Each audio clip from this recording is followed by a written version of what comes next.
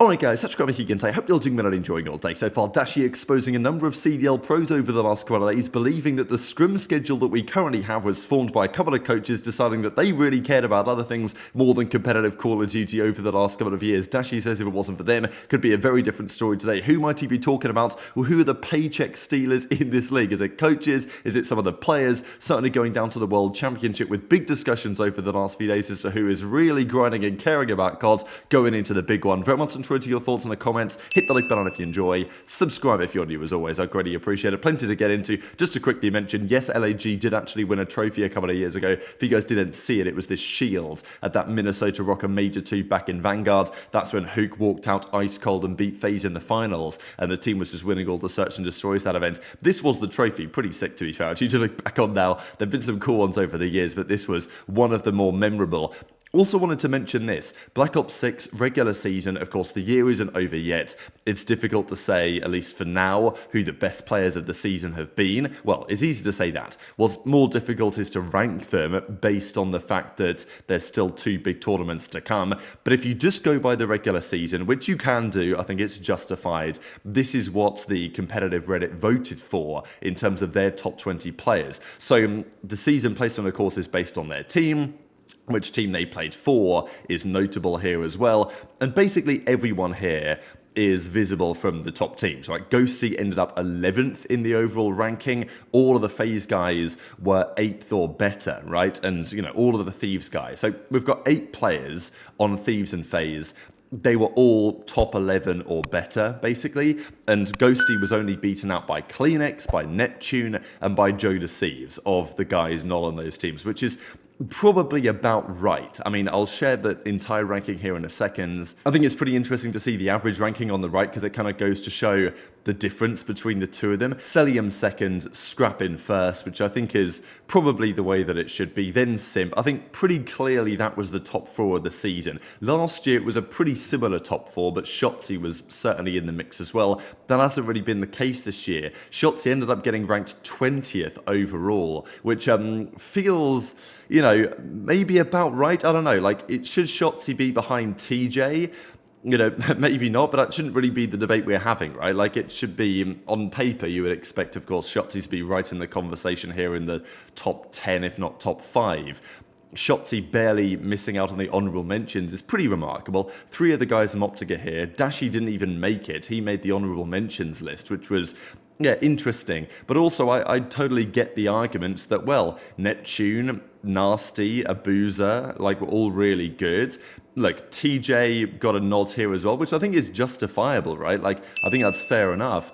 It's not like Ravens, you know, were making finals or anything. Rencor, Super, and even Real made the list as well, which is pretty impressive from them. A couple of guys from Toronto, which I think is also justified. So, yeah, real interesting. The honourable mentions went to Snoopy, to 04, to Dashy, Gwinn, Beans, and Sib. So, it's an interesting list for sure. I did say I'll share the entire rankings here because this is going across the entire stages of the season, right? So, in stage 1, Scrap was 3rd. In stage 2, he was 5th. At stage 3, he was 2nd, and then first, so that really did the damage for him. It's pretty interesting that Cellium's ranking went from, you know, basically being number 1 until not so much being number 1.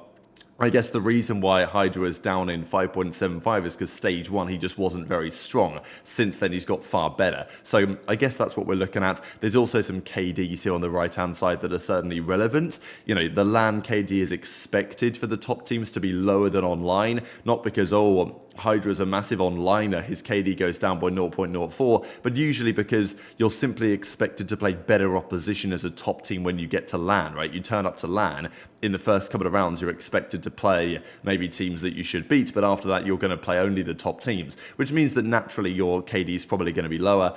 Although that doesn't apply to Simp, and that doesn't apply to Scrappy, and it doesn't apply to JoeDeceives either, right? He tends to get better on LAN. Most players, it's a little bit of a different story. Mercury's, like, 16th overall, didn't play for most of the year. I think that's why it becomes a challenge for him, and, you know, also true for a guy like Super maybe as well. Because he's not played in that many tournaments this season. It's as good as Mercury's has been. You can't have him like that much higher than this, I think, even if you wanted to. Huke has honestly been really good, and I think, deserves a lot of credit as well. Maybe stage 2, stage 3, he was less notable simply because OpTic didn't exist for stage 2 and stage 3 in some part in terms of getting any wins on the board. But when they have been good, he's been really solid. Although, again, there will be questions about the fact that, okay, his online KD is X, his LAN KD is X minus something, and something quite significant. It's also true for Super, though, as well, and it's true for Mercules as well. As I say, it's not an uncommon phenomenon. It should probably be expected, but some players have managed not to do that this season, which is really impressive. How is this going to change going into Champs of the World Cup? We shall see in due course. Speaking of the World Cup, actually, Cristiano Ronaldo put this out yesterday. Well, I mean, I imagine he didn't put this out. Somebody else tweeted it on his behalf. I'm proud to join the Esports World Cup as Global Ambassador, standing with esports athletes who rise above and inspire the next generation. So yeah, here we go. The esports athletes back at it again, at EWC, #ad. And, this tweet, the small matter of 34 million views and 436,000 likes. So, here we go again, baby. The World Cup's coming up in about 5 or so weeks for the Call of Duty side, 5-6 weeks away. And of course, last year we know that FaZe took down the trophy. This year, we'll see if it's a similar story yet again. But the big drama in many respects of the last few days has been what Dashy's had to say. He was playing Counter-Strike a fair bit recently, and of course it's not just Dashy, right? It was a big conversation. Huke was talking about he was watching VOD. Shotzzy was saying he's just kind of chilling and, working on his game. Mercules is playing ranked, and Dashy's like, look, I think CS helps me play a little bit better in cards. And it's not just like it's a Dashy thing. Obviously, we talk about Dashy because of the history there. But, a lot of it is HyDra. Like, HyDra's playing a lot. It's not even just HyDra, right? You've got all sorts of players playing Splitgate, playing Counter-Strike, playing whatever. And at the end of the day, you can't play COD all day. And if your quality of practice is high, as we've said over the last couple of days, I don't see a problem with it. What Dashy does see a problem with, however, is some of the drama from the coaching perspective and the way that things have been handled in the CDL over the last couple of years. Now, Dashy's been playing. There was actually a pretty nice clip he had here on Mirage last night. But I wanted to show another couple of clips here from the OpTic podcast where Dashy was talking about a few things. He was talking about Monacy and the state of Counter-Strike. He gets a nice little couple of frags here through the smoke and then picks up the third one as well. Okay, looked like that guy was having a pistol, so probably a little bit of an eco round. But nonetheless, some nice shots. But the OpTic guys were talking about how in CS there's been a bit of talk lately on certain players who are not necessarily committing to the protocol as you might expect from the latest generation of athletes, as it were. We know that it's been a big conversation point this season. Performance coaching, right? Making sure that your sleep is in order, that your nutrition is in order, that your, let's say health and well-being and fitness is in order to make you play better in the server. Now, there's some debate on this, because obviously in sports, it's very relevant. I think in esports, my gut feeling is that it's definitely relevant as well.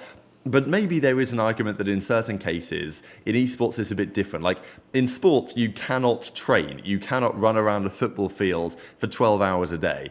In esports, you kind of can if you really want to.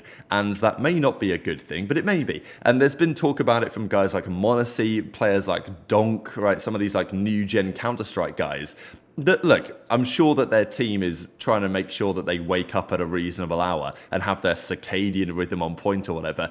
But if all they want to do is just grind the game, then maybe there's some benefit in doing that. So that's what the guys are talking about. Mercules is like, look, there is some science to say that you should probably be doing this, but even Mercules is like, damn, am I getting up for a walk at 8 in the morning? Probably not. So, there is a big of a debate on it. And at the end of the day, the best habits are the ones that you actually follow.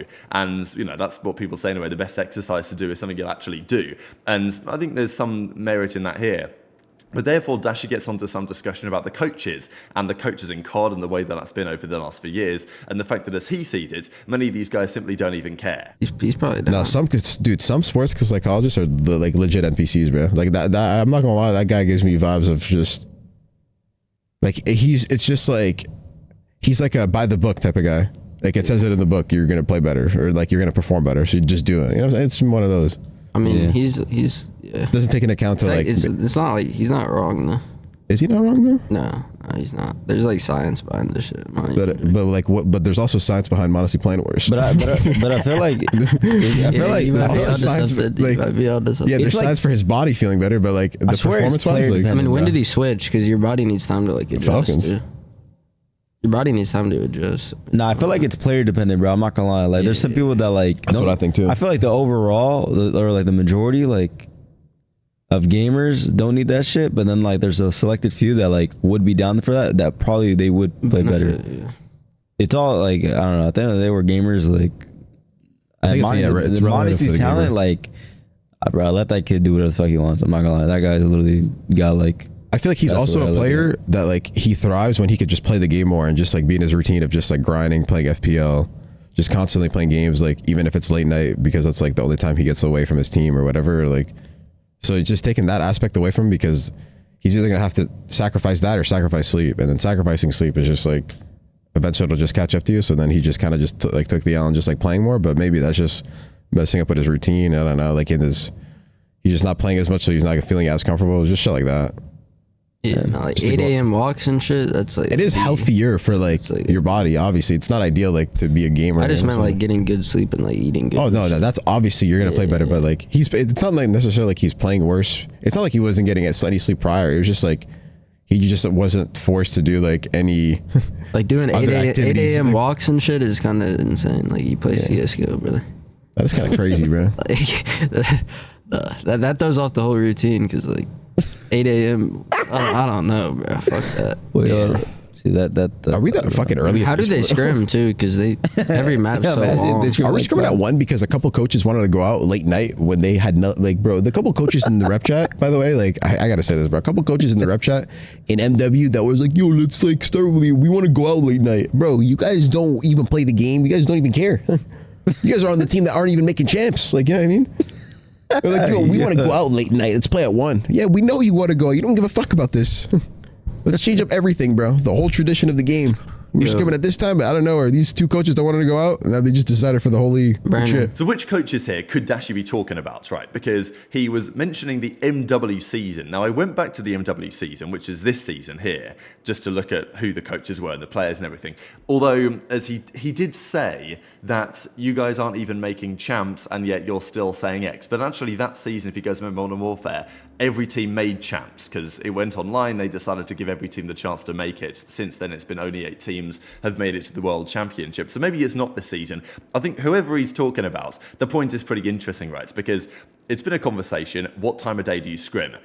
Right now, the scrims often start at, 1 p.m. Eastern. That's pretty much when they get going. And it does mean, or 1 p.m. maybe Central. Forget exactly the timings, but it does mean that if you're based on the West Coast, your scrims on the day start, look, not early, let's be real. I mean, right now it's 5:30 in the morning here in Canada because I'm getting up early to get to the Grand Prix in time. But, some of these guys, and obviously plenty of you fellas, are up crack of dawn as well to work a real job. The pros talking about, oh, no, I'm on the West Coast, I've got to scrim at 11 in the morning. Doesn't really feel like, much of an issue, right? But Dashy does generally think, and many of the players think, that the scrims that used to be slightly later in the day, before it was kind of considered like a real job, were better in some regard. Now, maybe Dashy would say that because he likes to go to bed late and, not get up particularly early. That's just how his circadian rhythm is, prefers to work.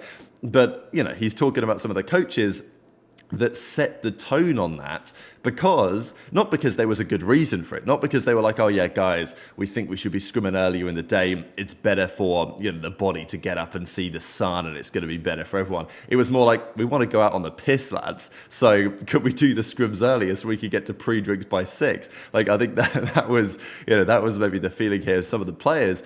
And, well, that was Dashy exposed anyway, said a couple of guys were on this boat. So who is he talking about, right? I mean, I'm just intrigued to hear your thoughts in the comments, really. These were the players and the coaches, of course, notably, back in Modern Warfare 19, the 2020 season. Is he talking about replays? Is he talking about Sender? I mean, his own coach that season was JCap on OpTic Gaming Los Angeles. Probably not talking about those guys. This was a funny season as well, right? And was it Rambo on Dallas? Probably not, just by, personality and stuff. But you guys can see the whistle basically denotes who was the coaches. This was a funny couple of seasons though, right? Because during these seasons, these were really the first seasons where coaches properly became a thing, so nobody really knew what was going on. In fact, Jacob, of course, was not coaching that team. He was a player for the team, and then he got benched. And there was they actually did have a coach that year. It was some, I want to say Overwatch guy who was coaching OpTic Gaming Los Angeles that season. I forget the guy's name. Someone will know it in the comments, I'm sure. But they did actually have a coach, but it wasn't Cap, of course. He then called it a day and then eventually ended up coaching the following couple of years on the Los Angeles Thieves. But yeah, these are some of the names. I did also bring up the numbers from the more recent seasons. So this, of course, was Seattle Surge from last year. So this is the Modern Warfare 3 season, if he was potentially talking about that. Simp eventually got the season MVP, as we know, and we can see the coaches noted here. And this was the season before that in Modern Warfare 2, where HyDra was the MVP, and some other coaches that you guys want to have a look at and theorize who Dashy might be talking about. But yeah, definitely intrigued to your thoughts and all that stuff in the comment section below. Hit the like button if you enjoyed. Subscribe if you're new. Take care, and I'll see you next time.